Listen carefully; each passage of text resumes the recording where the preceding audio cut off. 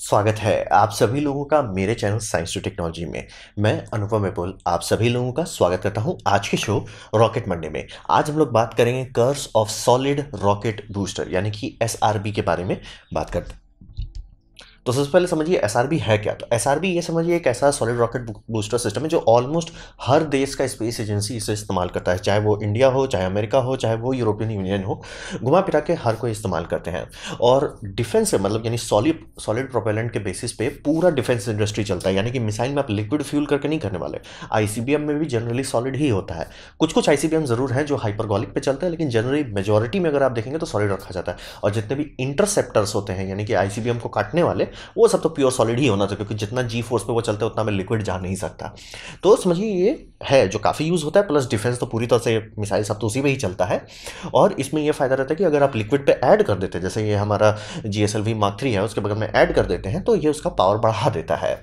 और ये सिंपल होता है, यानी कि अगर आप कोई भी रॉकेट इंजन देखें, जैसे कि स्पेस शटल का मेन इंजन देखें यानी RS-25, वो बहुत कॉम्प्लेक्स है, मतलब एकदम एडवांस हाई लेवल इंजीनियरिंग है, जिसमें टर्बो पंप बहुत कॉम्प्लेक्स है, इंजेक्टर प्लेट बहुत कॉम्प्लेक्स है, और प्लस जो उसको चलाने वाला कंप्यूटर चाहिए वो भी बहुत कॉम्प्लेक्स है, तो बहुत तिगड़म रहता है। सॉलिड बूस्टर उसके कंपेयर में बहुत सिंपल होता है।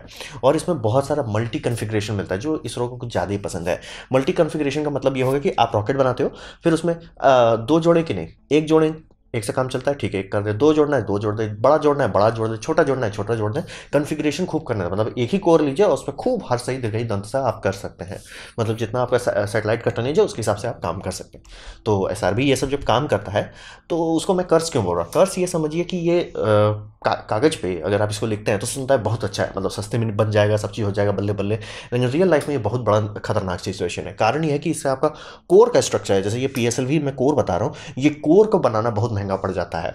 और स्ट्रक्चर बनाना महंगा इसलिए पड़ रहा है कि आप क्या लगाओगे वो किसी को नहीं पता है। जैसे PSLV जरूरत से ज़्यादा ही उसमें कॉम्प्लेक्सिटी है, यानी कि आप ये देखेंगे दो लंबा बूस्टर एक छोटा बूस्टर, मतलब चार छोटे छोटे बूस्टर्स एक उससे भी छोटा बूस्टर, या चार मीडियम साइज बूस्टर, मतलब ये तो मैंने सिर्फ तीन मिले और भी 15-16 कन्फिग्रेशन है। तो वो हर के हिसाब से आपको वहाँ पे बोल्टिंग का स्ट्रक्चर देना पड़ेगा, जो कि बहुत ज़्यादा खर्चा बढ़ा देता है। और कोई भी स्ट्रक्चर, और खासतौर पर अगर लिक्विड सिस्टम है तो आपको लिक्विड टैंक के अंदर से उसको रिइंफोर्स करना पड़ेगा। ऐसे ही बस आप बोल्ट नहीं कर सकते, USB प्लग नहीं है, क्योंकि ये सब एनर्जी डंप इम्पार्ट कर रहा है, यानी मतलब फिजिकल चीज़ें जो आपको ठेल रहा है, तो वहाँ पे उतना स्ट्रक्चर होना चाहिए कि वो लोड बर्दाश्त कर सके।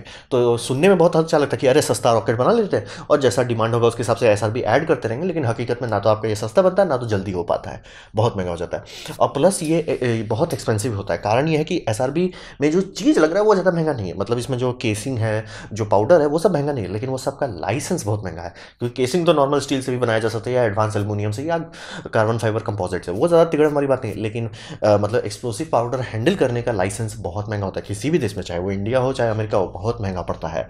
और उस कारण से उसका टोटल दाम बढ़ जाता है। प्लस सेफ्टी हैजर्ड, यानी कि ये कहीं पे भी बूम हो सकता है। आप इस सब में से जैसे सॉलिड बूस्टर जब बनाया गया, यानी रॉकेट असेंबली करना शुरू किया, रॉकेट डेंजरस हो चुका है। लिक्विड में ऐसा नहीं होता। लिक्विड में आप चाहे तो लिक्विड इंजन को अपने बिस्तर में भी रख लीजिए, उसका कुछ नहीं बिगड़ने वाला। लेकिन सॉलिड के साथ आप ऐसा नहीं कर सकते, तो घिस दिए, स्टैटिक इलेक्ट्रिसिटी बना, बूम हो जाएगा। जैसे कि ये हो सकता है, या तो ये ब्राजीलियन स्पेस प्रोग्राम का यही होता है, एसआरबी एक बार बूम हो गया, 21 लोग ऊपर चले गए। क्योंकि समझिए जब ये आप रॉकेट बना रहे हो तो उस टाइम ये रॉकेट पूरी तरह से आर्म्ड रहता है, यानी कि ये बूम हो सकता है। लिक्विड में ये दिक्कत नहीं है, क्योंकि जब तक आप उसे फ्यूल नहीं करते उसमें कुछ है नहीं। हाँ, आप रॉकेट डैमेज कर सकते हो, खराब कर सकते हो, लेकिन जब आप उसे आर्म करोगे तो आप सब लोगों को खाली कर दोगे, भैया सब लोग हो जाओ। तो वर्स्ट केस क्या होगा, आपका रॉकेट बूम होगा, लॉस ऑफ लाइफ नहीं होगा। लेकिन एसआरबी के साथ ये कभी नहीं किया जा सकता, क्योंकि वो जैसे ही बना, जैसे ही आपने उसमें प्रोपेलेंट पोर करके उसे बनाना शुरू किया, काम खत्म, वो अब एक्टिव हो चुका है। अब उसे बहुत सावधानी से झेलना पड़ता है, और ये सावधानी के चलते आपका दाम भाग जाता है। यानी कि ये पूरा स्ट्रक्चर जिस बिल्डिंग में रखा जा रहा है, जिस जगह पे स्टोर किया जाए, उसका टेम्परेचर, उसका ह्यूमिडिटी, उसमें स्टैटिक इलेक्ट्रिसिटी, हर एक चीज़ को कंट्रोल करना पड़ता रहता है। और परत दर परत सेफ्टी डालनी पड़ती है, तभी जाके ये सब ऐसा नहीं होता कि अरे फैक्ट्री से ला रहे तो बूम हो गया। वो नहीं होता है, लेकिन उसका साइड इफेक्ट दाम पागल जैसा भागता है। और ये स्केल नहीं होता, यानी कि आप ये सब लगे यार मैं बड़ा कर देता हूँ। जैसे कि स्पेसएक्स ने जब पहले फाल्कन 1 बनाया तो फाल्कन 1 में एक इंजन था, उनको हुआ ना एक काम करते हैं इसे थोड़ा बड़ा कर देते हैं। फाल्कन 5 का सपना आया, फिर बोला यार बीच में क्यों रुक रहे हैं, थोड़ा बड़ा ही बना देते हैं, फाल्कन 9 बना देते हैं जिसमें 9 इंजन जा रहे हैं। तो टेक्निकली आपको सुनने में लगेगा कि PSLV में बहुत सारा बूस्टर लगा के पावर बढ़ा सकते हो, वो पावर कहीं नहीं बढ़ा पाता, क्योंकि एक पॉइंट के बाद ये उल्टा असर करने पड़ता है। इसीलिए इतने सारे कन्फिग्रेशन, और सब कन्फिग्रेशन थोड़ा सा ही परफॉर्मेंस में चेंज करता है। मतलब एक बड़ा बना लेते हैं, एक्चुअली ज़्यादा सस्ता पड़ता है। तो ये सुनने में बहुत अच्छा लगता है कि सस्ता रॉकेट बनाओ और उसमें जोड़ दो और हुलुलुलु हो जाएगा, लेकिन रियल लाइफ में सिर्फ बैंक बैलेंस में छेद होता है और बहुत डिले हो जाता है। और खतरा तो है ही, क्योंकि ये जितना भी, चाहे वो नासा हो, चाहे वो आपका ईसा हो, चाहे वो इसरो हो, ये सब बहुत पैसा खर्च करते हैं ताकि ये एसआरबी सब एक्सीडेंटली उप्स ना कर दे। तो ये बहुत कस्ट मटेरियल है और मिलिट्री को भी बहुत खर्च करना पड़ता है ताकि वो सब मिसाइल एक जगह पे स्टोर कर सकें। तो यहाँ पे बात कर रहे हैं, यहाँ पे हो क्या रहा है जो जो इतना सीरियस समस्या बन जा रहा है। तो ये तो समझिए, मैन्युफैक्चरिंग, जैसे ही आपने उसका प्रोपेलेंट पाउडर बनाया, यानी कि उसमें ऑक्सीडाइजर और ऑक्सीडेंट यानी दोनों चीज़, मतलब फ्यूल और ऑक्सीडाइजर दोनों एक साथ है, तो वो खुद ब खुद जल सकता है। खुद उसको कोई लेना देना, आप उसे पानी में डुबा भी देंगे तो भी वो जलता ही रहेगा। तो ये बहुत ज़्यादा खतरा कर देता है। और ये जो पाइपलाइन बनानी पड़ती है, पूरा पाइपलाइन, यानी कि आप देखते होंगे जीएसएलवी का जो पूरा सिस्टम है, वो पूरा सिस्टम इस तरह से बनाया है कि गलती से भी कहीं स्टैटिक इस सबके बूस्टर को छू ना दे, क्योंकि छुआ बुम हो जाएगा। बहुत सीरियस खतरा आता है, उससे दाम पागल जैसा भाग जाता है। और प्लस आप रॉकेट को हिला डोला नहीं सकते। जैसे कि मैंने पिछला वीडियो बनाया था कि रॉकेट को जो लोग भी हॉरिजॉन्टली बनाते हैं वो सस्ते में बना लेते हैं, और जो लोग वर्टिकल बनाते हैं वो लुट जाते हैं। और रहा बात कि आप इसरो क्यों नहीं कर ले रहा है कि जब हॉरिजॉन्टल में ही फायदा हो रहा है तो हॉरिजॉन्टल क्यों नहीं होता है। इसरो करता है हॉरिजॉन्टल। अगर आप जीएसएलवी मार्क 3 का कोर देखेंगे, वो हॉरिजॉन्टल बनाया जाता है, लेकिन उसको खड़ा करना पड़ता है। क्यों? क्योंकि एसआरबी है। बोलेंगे एसआरबी को खड़ा करने का क्या जरूरत है। बात है ये फुल्ली लोडेड होता है, यानी कि ये जैसे मैंने स्पेस शटल को दिखा रहा हूँ, ये वहाँ टावर में बनाया जा रहा है, यानी कि ये जो सेगमेंट्स दिख रहे हैं, 4 सेगमेंट को टावर में असेंबल किया जा रहा है। अब रॉकेट पूरी तरह से एक तो पहले एक्टिव है, ऊपर से फुल्ली लोडेड भी है, यानी कि इसका वजन बहुत ज़्यादा है। यानी कि ये जो फाल्कन 9 के साथ किया जाता है कि रॉकेट ऐसे रखते हैं, आराम से लाते हैं, सीधा कर देते हैं, ये आप नहीं कर पाएंगे। क्यों? क्योंकि इसका वजन बहुत ज़्यादा है। इसमें करना पॉसिबल इसलिए है क्योंकि ये खाली रहता है, फ्यूल टैंक उसमें से कुछ भरा ही नहीं है, पूरी तरह से खाली है। यानी कि वजन जो कि कई सौ टन का होगा, वो कई सौ टन की जगह सिर्फ समझिए 200 टन के अंदर निपटा देता है, जो कि नॉर्मल हाइड्रोलिक्स आपका संभाल लेगा। ये सब के साथ ऐसा नहीं कर सकते। तो ये एक और समस्या बन जाता है कि आपको पूरा बिल्डिंग बनाना पड़ेगा कि जो खड़े तौर पर रॉकेट को संभाल सके। उसका दाम आपका भाग जाएगा। मतलब जितने में ये पूरा रॉकेट बना के लॉन्च करके आ जाएंगे, उतने में आपकी लॉन्च टावर का बिल्डिंग बनेगा। तो ये समझना बहुत जरूरी है कि ये दाम अपना समझ के बात है, क्योंकि आप कभी जनरली सोच रहे हैं यूएलए इतने टाइम से टिका हुआ है मार्केट में, कैसे स्पेसएक्स आके धो के हटा दिया। कारण वही है, वो रॉकेट सस्ते में लाते हैं, खड़ा कर देते हैं, चलो। यूएलए के पास बस एक चीज़ है कि मिलिट्री पड़ी हुई है कि नहीं, हमें अपना सैटेलाइट को मतलब वर्टिकल रखना है। और वो भी समझिए, अब स्पेसएक्स चूंकि इतना प्रॉफिट बना चुका है कि अब उसको उतना दिक्कत वाली बात नहीं है। उनको बस एक तो साइड गैंट्री लगाना होगा जो डायरेक्टली वर्टिकल कर सके, ज़्यादा मुसीबत वाली बात नहीं। और वो कर रहे हैं, बैकग्राउंड में साइड में जॉब कर रहे हैं उसका। और टर्न अराउंड तो होना ही नहीं, क्योंकि ये सब चीज़ के साथ आप जैसे इंजन की बात करें, जैसे रैप्टर इंजन अभी काफ़ी चर्चा में, दड़ा के आप रैप्टर इंजन बनाइए, क्या आप सॉलिड बूस्टर इससे बना सकते हैं। जैसे मान लीजिए जीएसएलवी के लिए होता है कि यार 15 अगस्त से पहले करना है, सरकार बोलती है जितना पैसा चाहिए कर लो। तो क्या इसरो बना सकता है? नहीं, क्योंकि कोई भी कंपनी, जो भी कंपनी आपका ये प्रोपेलेंट बनाएगी, प्रोपेलेंट मिक्स करके एसआरबी में कन्वर्ट करेगी, वो बोलेगी नहीं जी, साल में 2-3 सही ज़्यादा हम नहीं देंगे। कारण क्या है? क्या वो लूट रहे हैं? नहीं है। उनको रिस्क लेना पड़ता है ना, क्योंकि ये खाली टंकी है, ये सब इंजन सेफ है। यानी भी यहाँ पे मान लीजिए कोई यहाँ पे बच्चा खेलने लगा, इसका कुछ नहीं वाला, बस ये खराब होगा। और उसका यही होगा ज़्यादा से ज़्यादा कि जब पूरा आर्म करके सेव किया जाएगा रॉकेट को, जब रॉकेट में फ्यूल भरा जाएगा, ये रॉकेट को बूम कर देगा। बिल्डिंग नहीं बूम करेगा जिस बिल्डिंग में ये रखा गया है। और ना ही ऐसा, और ये सब एसआरबी इतना एनर्जेटिक होता है कि इसके हिसाब से आपको जगह जितना सेफ एरिया रखना है वो ज़्यादा बड़ा रखना पड़ता है। क्योंकि ये फूटेगा तो घर नहीं हटाएगा, ये मोहल्ला हटा देगा कि अरे वो मोहल्ला हुआ करता था कभी। समझना जरूरी है। तो इसका मतलब होता है टर्न अराउंड कम हो जाता है, यानी कि जो भी कंपनी आपके लिए ऐसा बूस्टर का कॉन्ट्रैक्ट लेगी, वो धीरे धीरे काम करेगी, डबल ट्रिपल चेक करके काम करेगी। फिर उसको जब बना लेगी, हाँ भैया हम अपने फैक्ट्री में एक से ज़्यादा नहीं रखते हैं, एक स्पेयर रखा रहेगा, हाँ है, आप ले जाइए, हो गया सब चीज़। अब हम दूसरा का पोरिंग स्टार्ट करेंगे, दूसरा काम करेंगे, क्योंकि समझ रहे हो उसको उस हिसाब से हैंडल करना है कि भैया बूम ना हो जाए। तो कोई भी, मतलब जैसे रैप्टर जो है डेली एक बना रहे हैं, टेक्निकली आप आराम से ऐसे फैक्ट्री बना सकते हैं जो इतना बड़ा प्रोडक्शन कैपेसिटी रखे, और बहुत जगह पे है इतनी प्रोडक्शन कैपेसिटी कि उतना प्रोपेलेंट मिक्स बना सकता है। लेकिन क्या वो उतना एसआरबी बनाएगा? कभी नहीं करेगा कि भैया, क्योंकि एसआरबी फुल्ली लोडेड होता है, फुल्ली एक्टिव होता है। गलती से भी एक में बूम हुआ, पूरा मोहल्ला साफ हो जाएगा। तो टर्न अराउंड तो ये चाह के भी नहीं दे सकते सेफ्टी के कारण। और यहाँ पे समझिए कि इसको आप गैंग टुगेदर नहीं कर सकते, जैसे 2 लगाए हैं या स्पेस शटल में, तो सुनने में वही लगता है। एसआरबी के बारे में सब लोग को सोच क्या कि हम लोग और ऐड कर देंगे, तो स्पेस शटल में क्या तीसरा बूस्टर नहीं ऐड कर सकते थे? नहीं कर सकते थे, क्योंकि उसके हिसाब से इनको कोर को फिर से रीडिज़ाइन करना पड़ता। जीएसएलवी में और जानने के लिए उनको कोर को फिर से रीडिज़ाइन करना पड़ा, फिर से। और रीडिज़ाइनिंग ये स्ट्रक्चरल मेम्ब्रेन है, हलवा नहीं है जो आप बस रीडिज़ाइन करिए। वहीं पर लिक्विड में इनको कोई दिक्कत नहीं, एक इंजन था ना, और टंकी ही बनाना है, बस टंकी बड़ा कर दो, और टंकी जितना बड़ा करेंगे वो उतना इफिशियंट हो जाता है। मास टू प्रोपेलेंट एफिशिएंसी और बेहतर होते चले, जितना बड़ा टंकी उतना बल्ले बल्ले हो जाता है। तो उनको तो कोई दिक्कत ही नहीं था, इसीलिए एक इंजन से 5 इंजन में कूदने के जहाँ सीधे 9 पे कूद गए और दुनिया को धो दिए। तो वही है। और रीस्टार्ट तो होने से रहा ये सब आपका SRB, तो लैंडिंग उंडिंग तो छोड़ दी, उसके सपने भी मत देखिए। और थ्रॉटल जो है वो भी बहुत मुश्किल से हो पाता है, मतलब गिम्बलिंग कर करके किसी तरह कर सकते हैं, थ्रॉटल किसी तरह कर करके, जो कि अभी तक किसी स्पेस प्रोग्राम में सिर्फ ICBM में थ्रॉटल किया जाता है, क्योंकि बहुत तिगड़म वाला चीज़ है।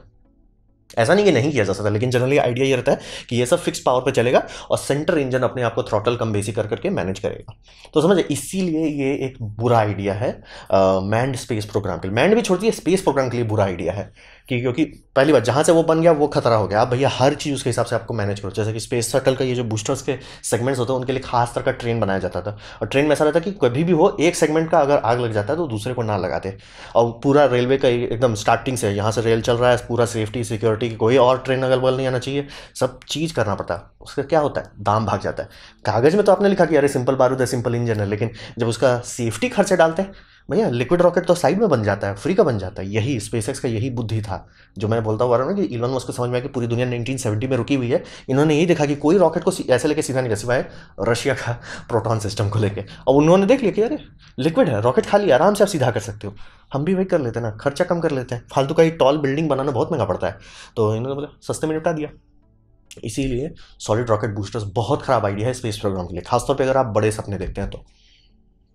अब बात करते हैं कि मैं ऐसा बोल रहा हूँ, तो ऐसा तो हो ही नहीं सकता ना कि मैं इकलौता हूँ, 1000 लोग और होंगे, 1000 साइंटिस्ट होंगे जो उस कंपनी में ही होंगे, जो उस जगह काम करते होंगे। तो ऐसा क्यों हो रहा है कि अगर मैं इतना आसानी से बता दूँ कि उसमें ये गड़बड़ है, और बिल दे चुका है नासा ने, जैसे बिल दिया है, नासा ने एस्ट्रोनॉट्स गंवाए हैं, तो भी वो SRB के पीछे क्यों चिपका हुआ है?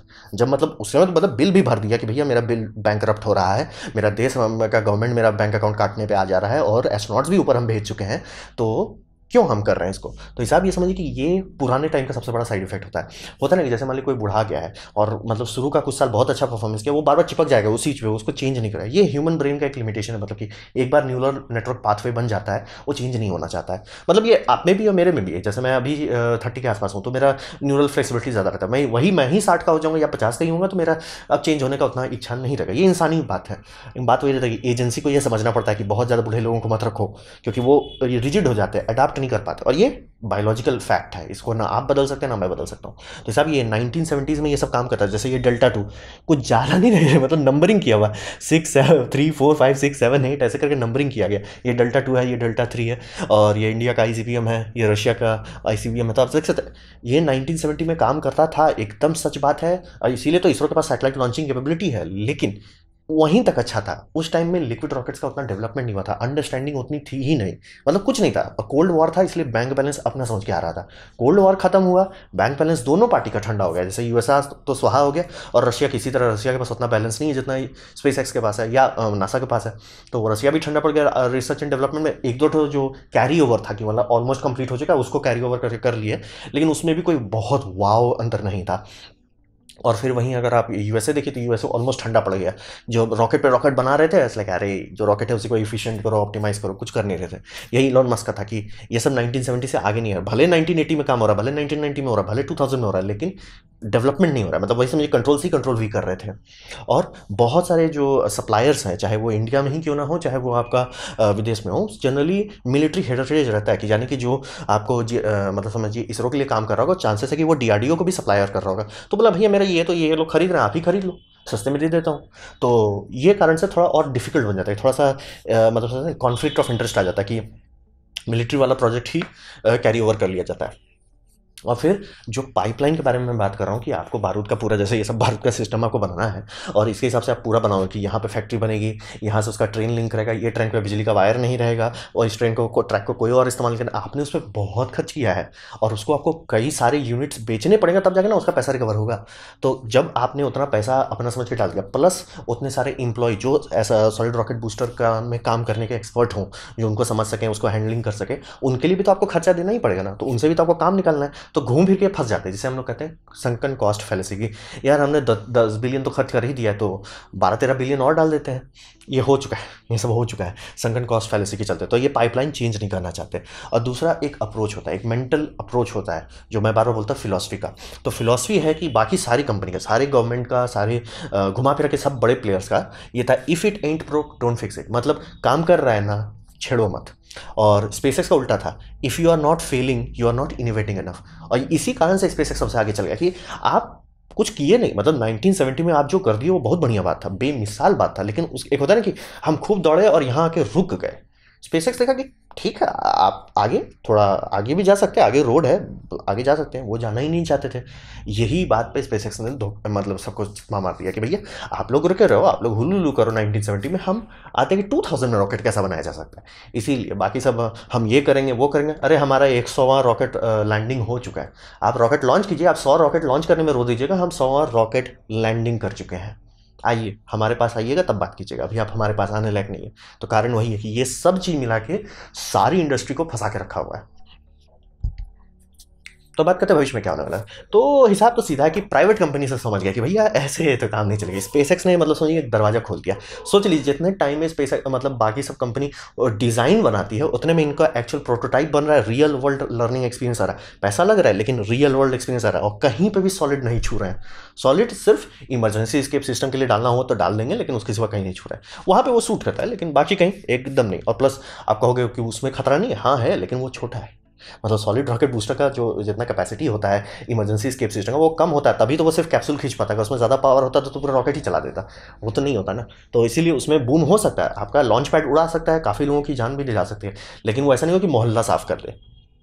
तो सारी प्राइवेट कंपनी जो सीरियस है, समझदार है, वो सीधा बोल दिया कि भैया हमें हुलुलुलु नहीं करना है सॉलिड रॉकेट में, हमें शांति से ये करना है, क्या बोलते हैं, लिक्विड पे चलना है। और इसका देखिए नेशनल कंपनी सभी, जैसे कि यूएलए हो जाए, इसरो हो जाए, इसरो नहीं यूएलए हो जाए, ईसा हो जाए, ये सब भी कोशिश कर रहे हैं कि सॉलिड बूस्टर का साइज छोटा करो और नंबर कम करो।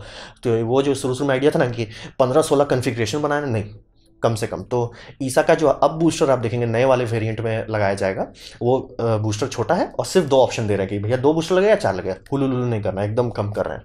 तो ये सब जो जो सीख रहे हैं वो आगे बढ़ेंगे, जो नहीं कर रहे हैं उनके पास ये हो जाएगा कि भैया आपके पास एक धीमा रॉकेट सिस्टम है, यानी कि आप कितना ऑर्डर कर सकते हो वो बहुत कम होगा, एक्सपेंसिव भी बहुत होगा, और आप नॉन मास प्रोड्यूसेबल रहेंगे। यानी कि बाकी सब कंपनी आएगी, आपको जूता चप्पल से मार के चली जाएगी, और सब आपको यही बोलेंगे आप हुलुलुलु कीजिए, हम ऑर्बिट से आते हैं। जैसे एग्जाम्पल दे, रॉकेट लैब लिक्विड बनाया, ऑर्बिट पहुंच गया, खत्म, काम खत्म। एस्ट्रा लिक्विड बनाया, ऑर्बिट पहुंच गया, काम खत्म।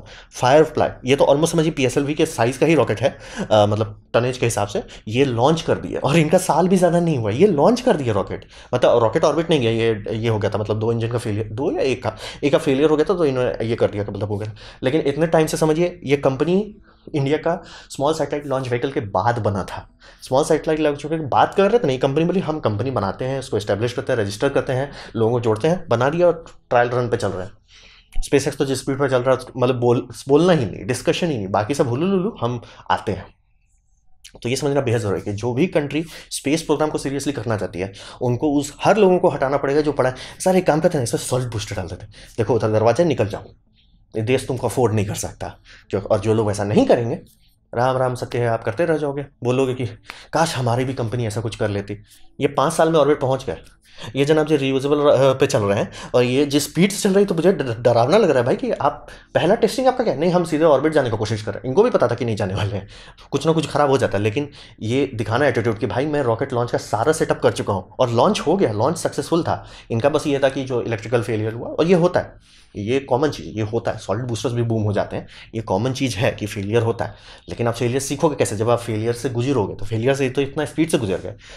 तो ये बहुत बहुत ज़्यादा स्पीड से प्राइवेट सारी कंपनी समझ गई, भैया सॉलिड से हाथ धो लो, ज़िंदगी में आगे बढ़ो।